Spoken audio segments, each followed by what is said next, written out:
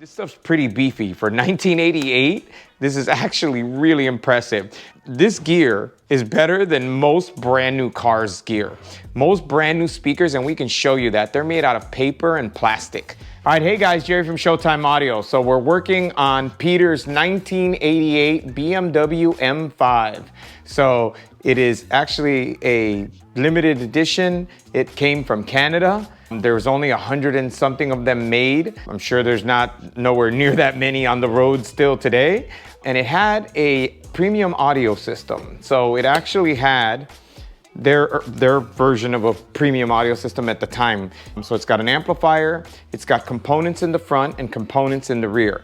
Just wanted to show you. So now it's an 88 and it's been through a couple hands. The dealer tried to put in a radio, and this is a very old system, and you can't put a radio in it in the traditional way of a modern radio. So they put it in there, but it had a crazy engine noise, this weird hum, all that, because of the way they installed it. So the client really likes music, and so he's here to upgrade that. But just wanted to show you. So what we did is, and we'll show you a little more, the car had been butchered a little bit, right? So behind the scenes where the radio goes, they had cut up all the harnesses, and especially on a car this nice, it bugs me. So we repaired all that. So we fixed all the harnesses, redressed them. They look as if they're stock now. We'll show you that. He got a radio, it's a Continental radio. It's like a BMW Mercedes style radio that has the original style connectors, and it kind of looks the part,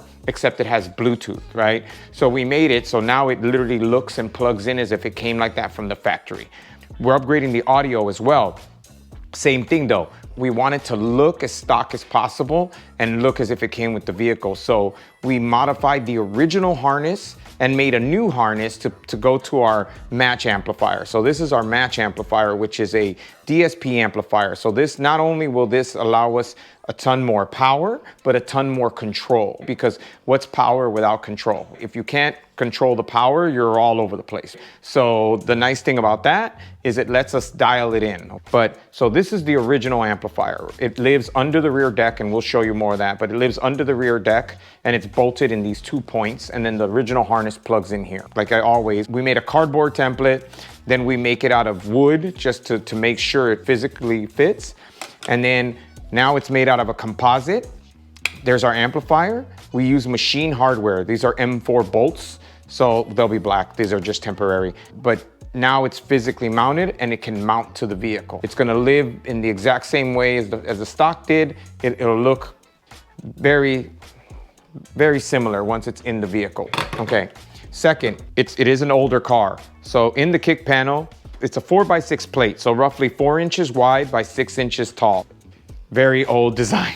They have not used this for ever. So now the crazy thing is, even back then, they didn't think a 4x6 was a good idea. So they put a 4-inch in it because it's just a weird shape. So this is a 4-inch driver with a steel plate to mount it. And then it lives behind that grill.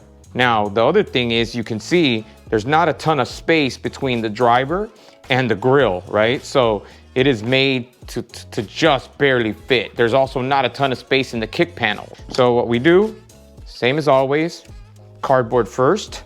So we design a bracket. We make it out of cardboard so that we can, dial it in without wasting a ton of material. Plus it's quicker, it's just more efficient. Every time we cut a piece, it takes longer. We can cut cardboard much quicker.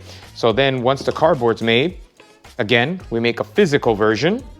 So now we make an actual hard version that we can either mount or actually test fit in the vehicle. Then we make it out of metal. So this particular case, this is aluminum. So this is an aluminum bracket. And as you can see, it is a literal perfect copy of our wooden template. So the way this will work is that will bolt to the driver. And so now, in essence, you have that. Now, obviously, slightly bigger magnet, slightly bigger driver, but it does fit. It makes it by the hair of its chinny chin chin, but it makes it. So that's the 4s. Now the tweeters, live in the sail panels, right? So this is the sail panel. If you see, it looks like a sail. That's why it's called the sail panel. And we flush mounted the tweeter in it. So we'll clean it up and stuff, but the tweeter's in it. And what we'll end up doing is, this is the connectors that they come with, but we'll end up using the stock connector. So it'll literally plug in as if it came with the car. So if you ever took it apart, you'd have no idea that it wasn't an original part to the vehicle. Lastly, we have the rear. This is the rear pods. So these go on the rear deck. So this is a 5¼ inch woofer in essence. It's actually pretty beefy. For 1988, this is actually really impressive. This gear is better than most brand new cars gear. Most brand new speakers, and we can show you that, they're made out of paper and plastic. Usually it's a foam surround that degrades over time. This should be gone, but because it was an actual rubber surround, it's still there. And it's heavy. I mean, it's a ferrite magnet, but it's a big magnet. Very good, especially for the time. So the tweeter is this one. So you can see it drops in there. Now, the thing with that is, show you our version. So this is, again, so we make it out of cardboard first, then we make a physical wood one, and then composite. If you can see, the tweeter has this is for the speaker wires, so we had to put a notch in it. And the reason we counterbore it, the reason we, flush mount it that way is not to be fancy, as much as I'd like to be fancy. It was to physically be able to clear the grill. This grill presses in. If the tweeter was just a standard bracket where it sits proud of the bracket, you couldn't get the grill on. So we had to do that in order to make sure that we clear the original grill. Again, trying to keep with everything as factory as possible. And so that allows us to do that. It also looks kind of cool, obviously. That looks much nicer than just stuck to the top of the plate. So it's kind of a cool thing. And then the mid-bass driver is a 5¼ and it will just literally drop right in and bolt to the original holes. We're using, this is Match equipment. So this is Audio-Tech Fischer. So it's a German brand. The nice thing about it is, obviously, they specialize in the European vehicles, right? So they're really good for BMWs, Audis, Mercedes, anything European. Their tweeter sizes, their speaker sizes, a lot of that is made to work in those vehicles. And that's why we chose to go with this, because especially on a car like that, we don't want to do any cutting, we don't want any modification if we can avoid it. There is obviously some things that have to be done in order to make it happen, but we want to do the least amount of possible to get the best possible result. Okay. This is the original harness. You see the harness? See how it's taped? 1988, okay? Not 1988, it's not a brand new car. And this is the original plug, okay? This plug would have plugged into the stock amplifier. Now, so this is our new harness. This belongs to our Match amplifier. So it plugs right in. But as you can see, I mean, if you didn't know any better, can you tell where our stuff starts and their stuff ends? The other thing that we do a lot is, a lot of times we see where shops or people will cut the plug off. Please don't do that. You're killing me, and you're killing anybody else that's gonna work on the vehicle in the future. If you don't care about me, care about the next guy that's gonna touch this, all right? By keeping the plug, so basically what we do, we strip the wire a little bit and we solder all our connections in to the original harness. And as you can see, we bend it back and we tie it off so that there's no confusion as to why do you have an extra plug just rolling around. We insulate it and everything so it doesn't short out. But now, obviously, this is an 88. I doubt it's ever going back to stock, but we have all the stock equipment. If the client decided, hey, I want this thing back to stock, literally cut this off. We can unsolder or cut off all the connections, tape it up. You'd never know we were there, and it would plug right back in. Most of the time, we're trying to find the plug, source the plug, because we want to put it back to factory.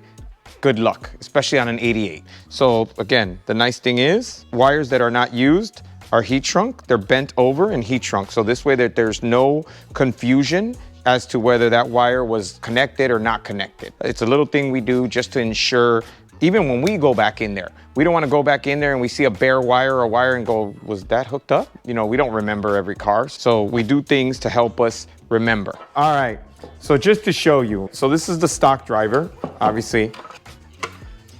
So it drops right in there, right? But obviously, this is such an odd shape and such an, even though it's the size is the same, but the shape is really odd. Check this out. So this is the Helix version, but look at that. I mean, you don't get much better than that. I mean, it fits as if it came with the car. It's always important to choose the right gear for the right application. A lot of times we get the whole, but I want the best. You don't want the best. You want the best for you. You want the best for your situation.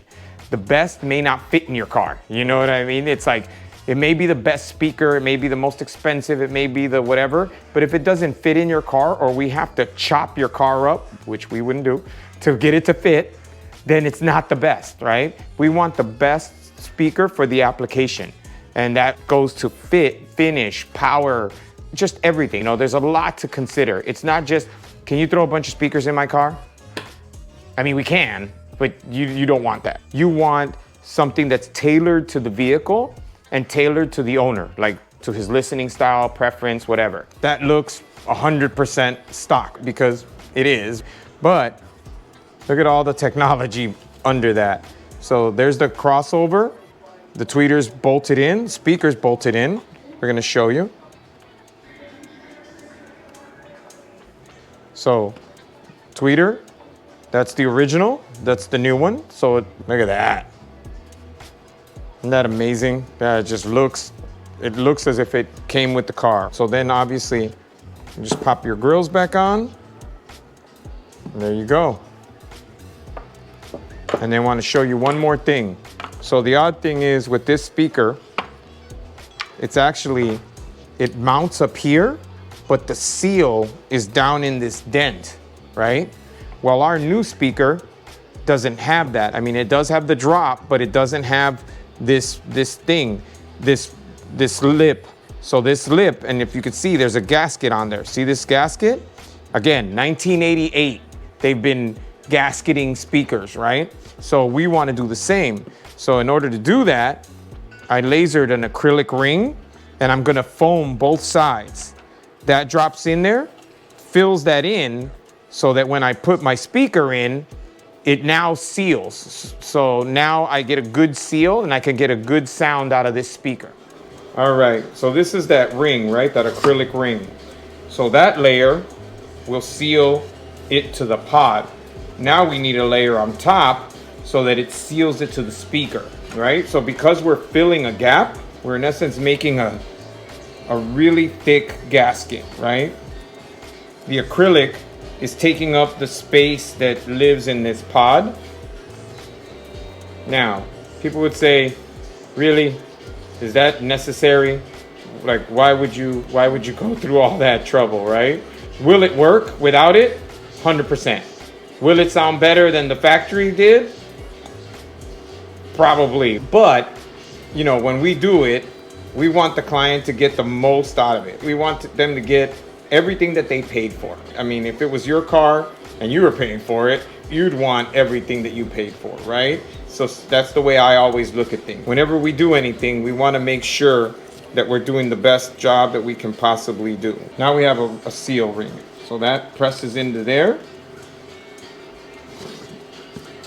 The speaker will screw into that, and now that's sealed. So now we filled the gap, so now there's a seal on the bottom and a seal on the top. So it's as if it was to the speaker, except it's extended down because we have to fill that void. I think there's a Ferrari that we showed a video where we had to do the same thing. It was much more pronounced, but if you want it to seal properly, that's what you have to do. So this is the tweeter, so same thing. We backloaded it and it's mounted. And in this particular case, we did use the original connector because this connector lives in the vehicle. So in order to not chop anything as far as that goes, this is replaceable, right? So obviously on this car, it's very difficult to get, but we kept everything. So if we have to, we just unsoldered this off of the tweeter. We can always solder it right back onto the tweeter if the client ever wanted to put it back together. He wants to put it back to factory. It's a little more work, but it's totally reversible and totally doable. These were all chopped up and butchered, and these would be original plugs in this vehicle, right? They would look basically very similar to this.